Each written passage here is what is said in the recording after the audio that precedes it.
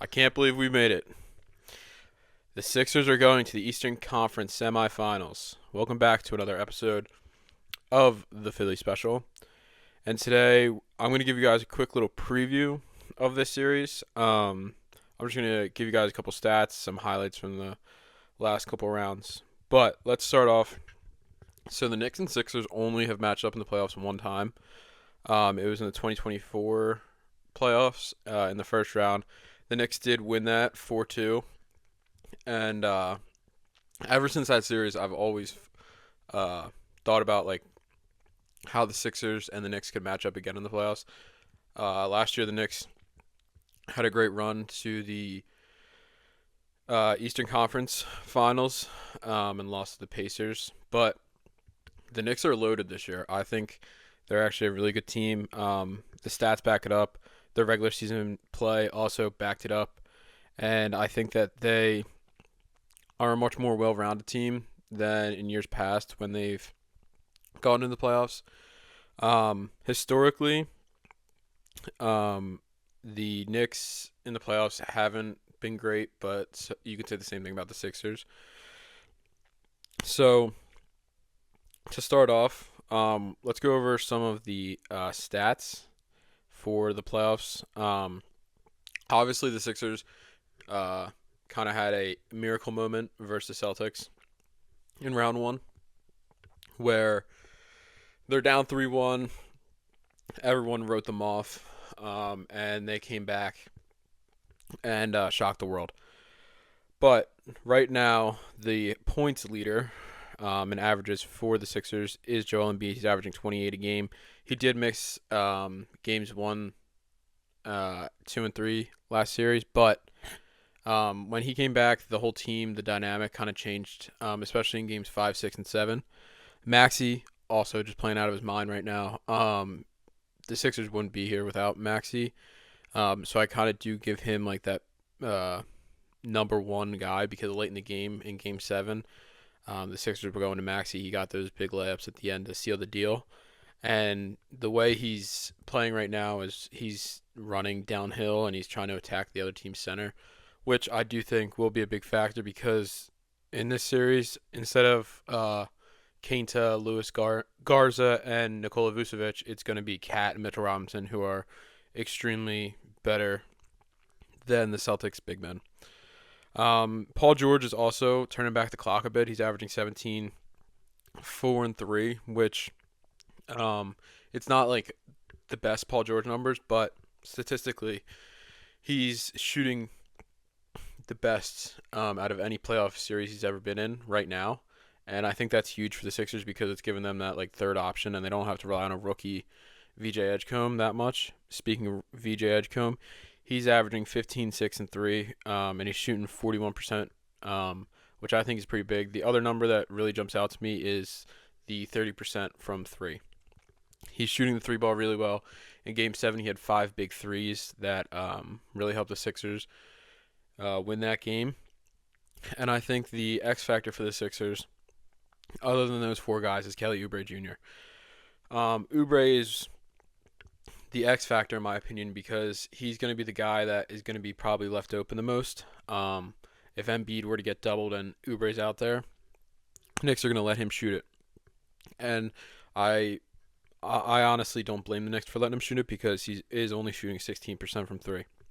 That is going to need to probably be around the 30% to 35 mark for the Sixers to be competitive in this series, but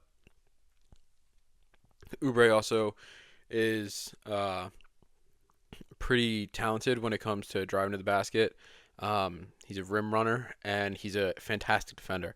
I think he's definitely going to be the best defender for the Sixers. I think that the Sixers, though, are going to rely heavily on Tyrese Maxey and Joel Embiid. I think Embiid's going to have to play the same way he did against the Celtics, and I think he's going to have to be that floor general where he's going to get the ball in the paint, he's going to get the ball in the low block, and he's going to get doubled, and he's going to have to find ways to get out of it. His matchup against Cat, he's matched up pretty well. He's averaging 28 points a game when he plays against Cat, so I think it's going to be a pretty good matchup there. However, Mitchell Robinson, who I think is the Knicks X factor, he does struggle against because Mitchell Robinson is that good of a defender, and he is that athletic, and he's that big, and he can cause a lot of havoc defensively. He also can get it like great. He's great at rebounding, especially offensively, which I think the Sixers are going to have to be able to guard against if they want to have a chance against this fantastic Knicks team. So let's go over talk about the Knicks. In their matchup, they played the Hawks, and honestly, the first couple games in that series, the Hawks did like mess around and win, but the Knicks, for pretty much the whole series, dominated. Um, you have Brunson averaging 26, 2, and 6, but he is shooting almost 50% from the field, and he's shooting 30%, 37% from three. His numbers, obviously he's going to get his. Hopefully the Sixers can limit him. I would prefer to have like VJ on him just because I think VJ is athletic enough, and he guarded Jaylen Brown a lot. And out of all the matchups this year between the Sixers and Knicks in the regular season, VJ has guarded Jalen Brunson the most. So I do think that he's pretty familiar with guarding Jalen Brunson, and I'm not asking for like VJ to hold him to like under 20, but I do think if like you can hold him to 30, 35 points, and the other defenders do their job, I think it's going to be a pretty great scene. The X factor I would say for the Knicks is going to be OG Anunoby, who is freakishly athletic. He's a great player. He's really special, especially defensively. He can shut down your best player, take him out of the game. There are like a couple like Knicks people who are thinking that OG might match up with Embiid for a couple series a game. If that happens, I don't think that'd be the smartest move, just because Embiid does have the ability to get guys in foul trouble, and I think OG for the Knicks is really valuable. Probably their second most valuable player. Some Knicks fans think he is the most valuable player, but OG's averaging 8, 21 and 8. So he's getting the boards. He jumps out of the gym, so he's gonna get the offensive boards. That's something that the Sixers need to be aware of. Karl Anthony Towns. I personally am not a huge fan of Cat. I think that sometimes he shies away from the moment, and I think sometimes the reason people like to pick on him is because he's kind of a fake tough guy. But he is averaging 18, 11, and 6, which are pretty good numbers. He's shooting almost 60% from the field, and he is shooting 44% from three. For a big man, that's pretty impressive. And I think that something the Sixers are going to need to do is have to make him beat you. I think that if the Sixers have Cat beat them and they lose this series, I mean that's just the whole narrative on Cat would change. But you have to force Cat to get the ball, and you have to force Cat to drive. When he drives, he puts his head down, and he's like a wild man. Like he just flails. He tries to draw a foul. If he were to just take it strong, he probably would have a lot more points. But something that he struggled with his whole career is being able to match up against other good big men.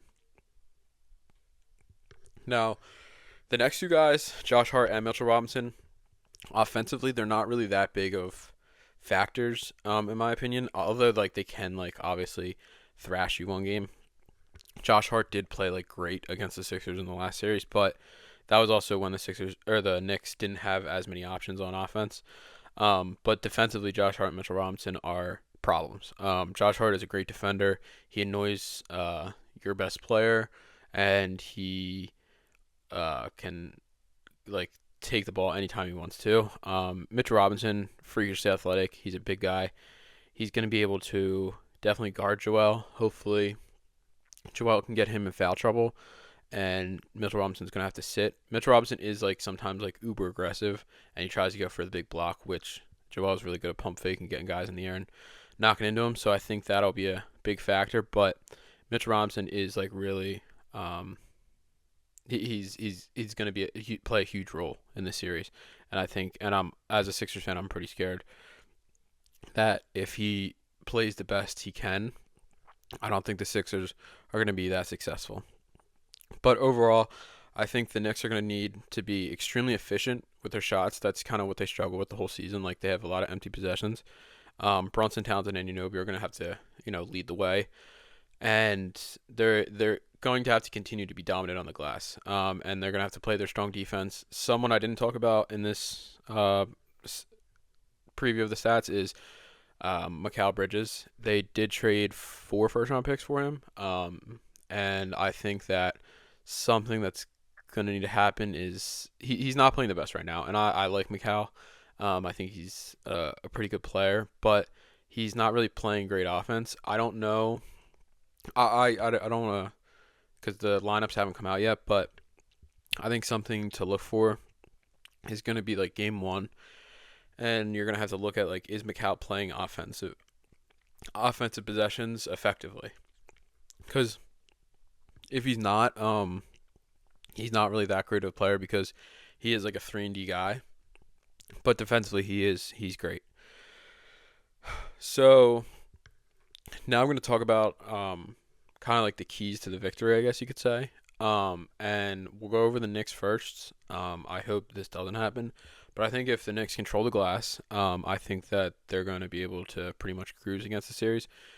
The Knicks rank among the best offensive rebounding teams in the NBA, and second chance points, they're top 5 in. So I think they can pretty much neutralize the way like the Sixers like to get out and play in transition, and the way like Maxey and Edgecombe feed off each other in transition. I think the Knicks can kind of shut that down if they're able to get like those big offensive rebounds. Um, I think if the Knicks throw like length defensively at Maxey with having Mikal, OG, Josh Hart, and Deuce McBride, I think if any of those guys are guarding Maxey, they're going to be able to contain like that like speed burst that Maxey has, and I think that's going to be able to like slow the Sixers offense down. And the biggest one for me as like a Sixers fan is I don't want to see this happen, but if they do have like consistent scoring from other people other than Jalen Brunson, I think that is like pretty much that's going to be like the series. Because if Towns is able to like spread the floor and Anunoby is going to be able to attack like the weaker matchups that he's going to get, because he's not going to get Oubre or VJ, I think that Brunson's going to see not as many double teams as he's used to, and I think he's going to be able to attack. And if you're having like Anunoby and Cat score, you're going to need almost perfect night shooting from the Sixers, which isn't going to be able to happen every night.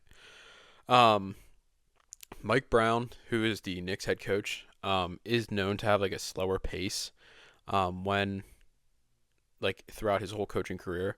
So I think if he has that slower pace and he's able to keep Embiid like out of rhythm, and he had and can prevent like the fast break swings from like Maxey and Edgecombe, I think both like all of that and like combined will be able to a way for the Knicks to like prevail and win this series.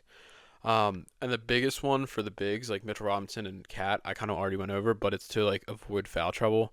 I think if they're able to force Embiid into jumpers rather than like backing him down and getting free throws, I think that the Knicks are going to be able to cruise through this series. So now let's talk about the Sixers' way to victory. I do think it's possible. Like, there's no doubt. Like, I'm not sitting here saying like, oh, like I'm deathly scared of the Knicks. I think the Knicks are a great team.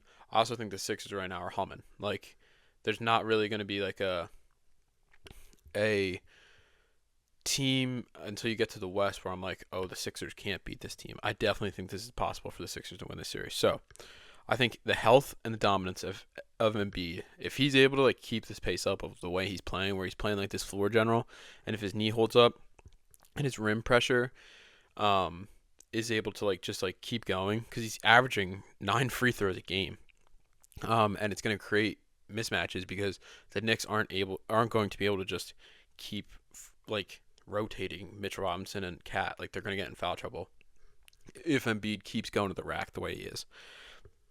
And then away, I think the Sixers can definitely steal a game in New York. I'm not expecting them to just go out and win game one like easy. I do think game one is probably going to chalk it up as a loss, but I mean, I'll be pleasantly surprised if they win. But game two, I think if they come out and they push the pace with Maxey or play through Maxey and his pace, where they attack early before the Knicks can like set their shell defense, it's going to neutralize the half court efficiency defense from the Knicks, and I think that's going to be a great way for like the Sixers to win a game, is just be able to like play fast, play through Maxey and VJ, and let them just like run the court.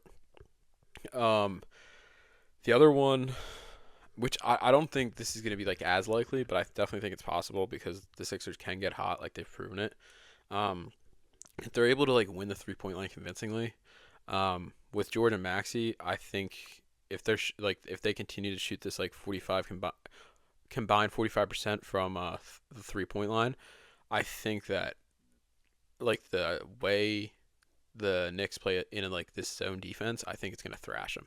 So if Paul George and Maxey can shoot consistently like above average from three, I think that the Knicks are gonna have to like change their defense. And if especially if they were like if they're gonna lose game if the Knicks lose game one and they're down 1-0 and the Sixers like thrashed them from three in game one, all the pressure in the world is gonna be on the Knicks to win game two, and I think that's gonna make them like it's gonna force them to go to man. And I think that's when you can get like an Embiid game where he kind of dominates Cat or Mitch, and it's going to be something special to watch. But overall, I think I personally, my prediction, Sixers in six. And I think they lose game, so game one goes to the Knicks. Game two, Sixers win. 3 and 4, the Sixers win. Game 5, they're coming back to New York. They're up 3-1. Knicks win that one at home, and then game 6 in Philly, Maxey and Embiid go for like a combined like 60, and I think Sixers are going to go to the Eastern Conference Finals for the first time since 2001. So that is my prediction. Thank you for listening, and I'll see you for the next recap.